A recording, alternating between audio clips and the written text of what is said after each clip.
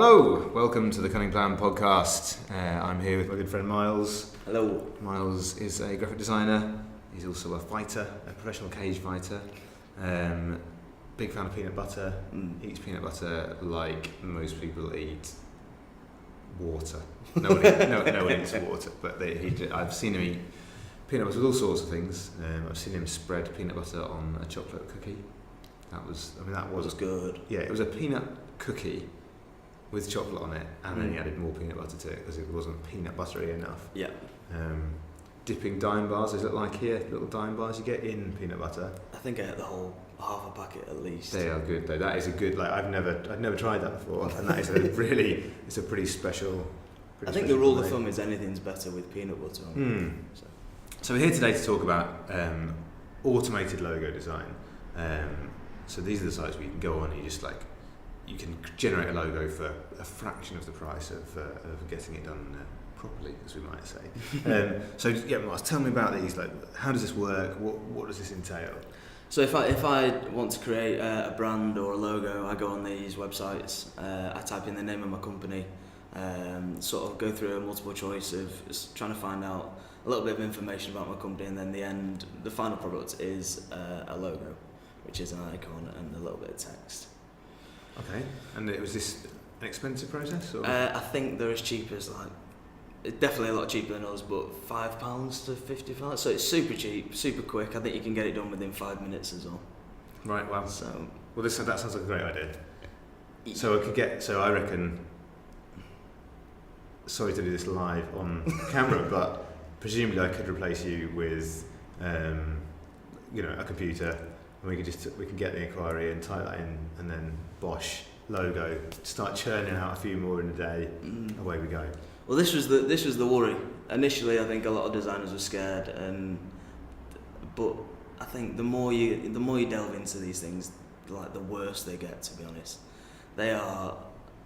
I don't want to slag them off too much because there's obviously a lot of time and effort gone into creating the initial icons and stuff, but to use them on a million different companies is just ridiculous. They are literally the bane of my Pinterest feed at the minute. Every logo looks the same, and there's a lot more to designing a logo and designing a company than what these companies are A, making out, and B, charging for. So it's when you say look the same, what do you mean? What do they look like? So, like I said, there's only a select few images and parameters that these AI websites are working from.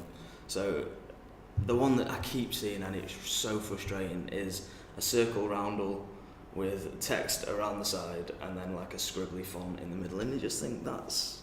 Not a huge fan of text, of word art style text curved around curved around a circle. Yeah, to start with, it's not great. So you're not off to a winner there, but to do it constantly is a bit of it's a frustration really.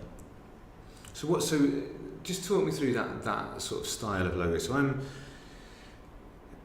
we're talking about a joiner, say, I'm a joiner, and I've gone onto this website and I'm writing down Jim the joiner. What questions is it asking me? It'll be the name of your company, what colour do you like, and sort of find out what industry you're in, and then it has certain fonts that it selects and puts forward for. So it's basically putting a wood font with a little screw in it, probably. There's a saw to choose, some nails. Super stereotypical, you are in fashion. Here's a swirly font. It's ridiculous. It's absolutely a needle ridiculous. And thread. I bet there's a needle and thread. There's got to be, isn't there? Needle and thread, a lion, a crest. Because you're in fashion. Well, maybe not a lion for fashion. I was thinking more. I don't know. If you're a lion tamer. Then a lion. If you're a circus actor. If you're a circus, any sort of it's like a circus. It's basic stuff. A trapeze, a lion. Those are the sorts of things they've got. Yeah, I'd love to do a logo for a circus. Anyway, that would be good. If you're a circus and you're looking, we're keen to do some work for circuses. But I just feel like these parameters that the AI work in undermine what designers do. Our profession is not just skills on a computer. It has a wider. We have to think about a lot more things than just putting an icon with a bit of text underneath. The logo needs to represent more.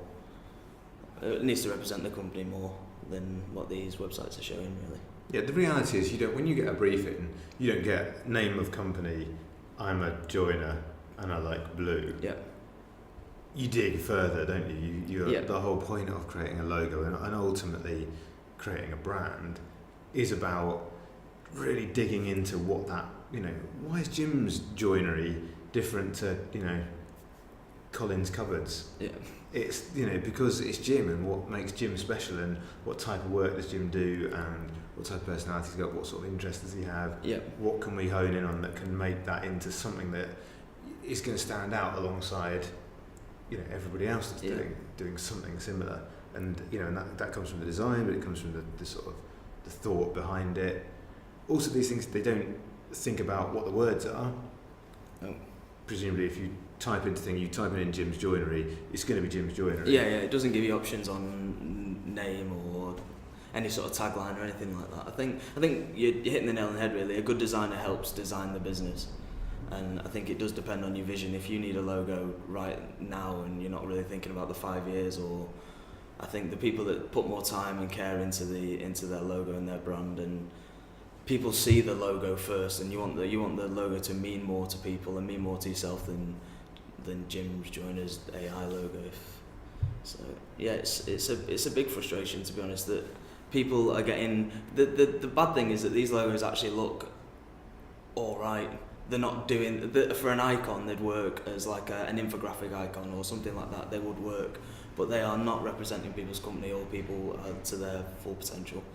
People are getting conned, I think. Everyone's looking the same.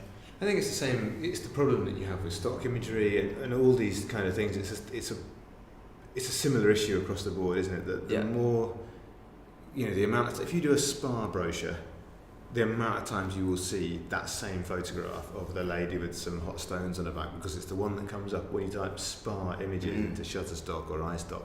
It's on that first page, and you end up getting everything starts looking really similar. Yeah.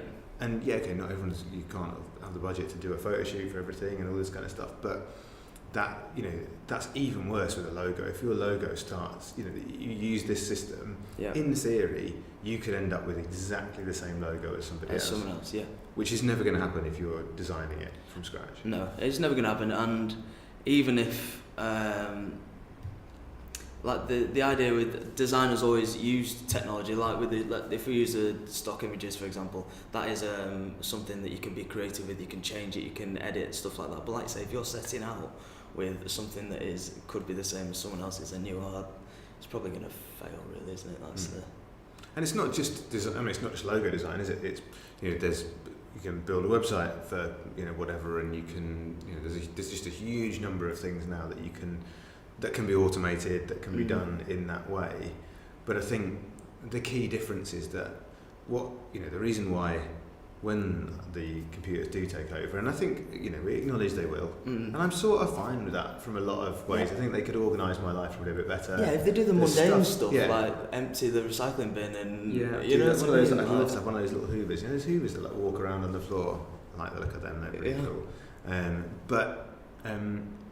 But they can't really be creative, and that's the difference. Is that we're I think the reason I'm not going to fire you today is because it's not about your ability. You're not here because you can use Photoshop or InDesign. It's because it's about the thought that goes into creating that thing. The same reason that a good web designer is more valuable than an automated web creation tool, because it's about the thought. It's about the user experience. It's about how you actually build up that site and what you want it to look like and where you're going to put things. And it's the same with the logo, and it's more than anything with a logo, it's about a brand. It's about what else do you want this to say, and what is your tone of voice, and all this other kind of stuff. And I can see why Jim's Joiners might look at that and go, I don't really need a brand. I just need an icon that I can put on my van. And we're ragging on poor Jim and his joinery business. Got big aspirations, but I don't. I think any business is now everybody looks at what you're. I think we do. I certainly pick companies based on what their logos look like, or I'll go and I'll look at restaurant and I'll say, that don't look too good because it's, you know, Comic Sans with a drop shadow. It's not for me. Yeah. If they can't get the logo right, what are the odds of them getting their chips right? I think something like web design, where that automated service can almost help designers like free up time, and you could use that towards reaching the client's goals and what they want, and then sort of bespoke what I think that is it the grid that do like the a mock-up of a website for you, depending on the parameters that you put in, so you can reach goals like the client's goals via that, and then just use it, and then use it with designers to sort of implement a better website. I think that's the way forward, as opposed to robots taking over. I think we could use them hand in hand. Work together with them. Together. I mean, they will betray us eventually. Yeah, I think you just maybe. got to, you think you can form an alliance with them, but you probably can't. They will realise eventually you're a useless flesh bag, and they need to just get rid of you. Put your brain in a jar and use that, wire that up to the Matrix or something. It's like Space Odyssey. The HAL was fine until, I mean, he got them into space, but then ended up trying to kill them. Yeah, that's what happens. It's the harsh inevitability. But we've gone further into the future than we had planned there, so hopefully we'll be all right for a little while. Okay, so we just thought, after we finished talking about these logo design, we thought, hey, why don't we just redesign our own logo? Why not? Let's see what happens. So, what's the industry? We're a marketing agency.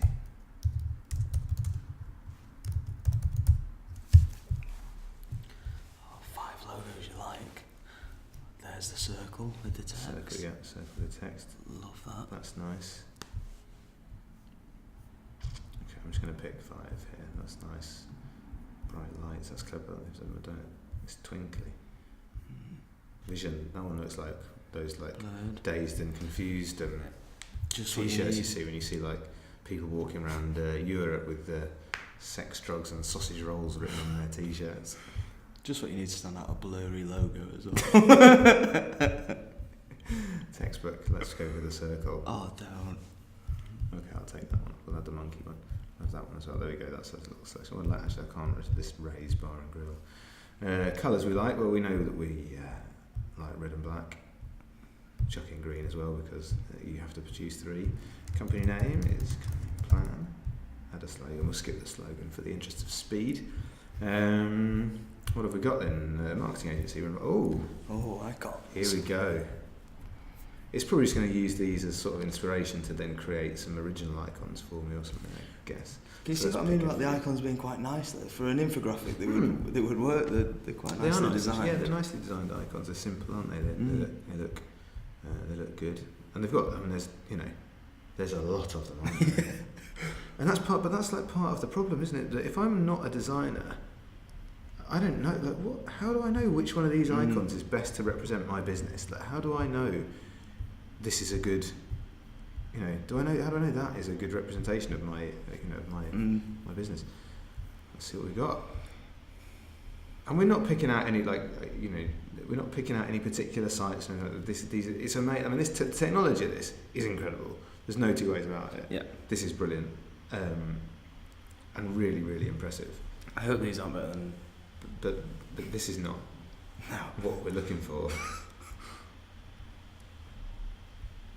I mean, yeah, that's the double C. Yeah, that's nice, isn't it? I like that. That's something only a computer can come up with, isn't it? I think that's the thing. Yeah.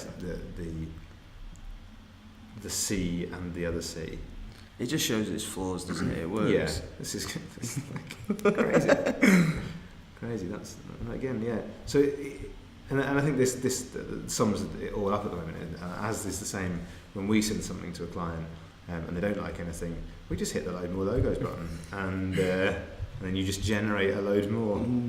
I quite like that font actually. I don't know why they disappear when I hover over them, that's not... it's, we're alright, aren't we, I think? We're not going to be replaced just yet. Not yet. A load more logos. There's not one better than what we've got. I think I'm still going to stick with my Fox for now. Yeah. Although I might change that Fox just to a big C. I think it would work better, actually. That's a bit rude. But anyway, thank you for watching our little extra bonus ramble. Okay, well, thank you for joining us today, Miles. Thanks for watching. We're going to have a little break next week, but we'll be back the week after next with another podcast. I'm not entirely sure what we'll be talking about, but I'm certain it'll be fascinating and interesting. Until then, have a lovely week, and we'll see you next time. See you later. Jim, get in touch.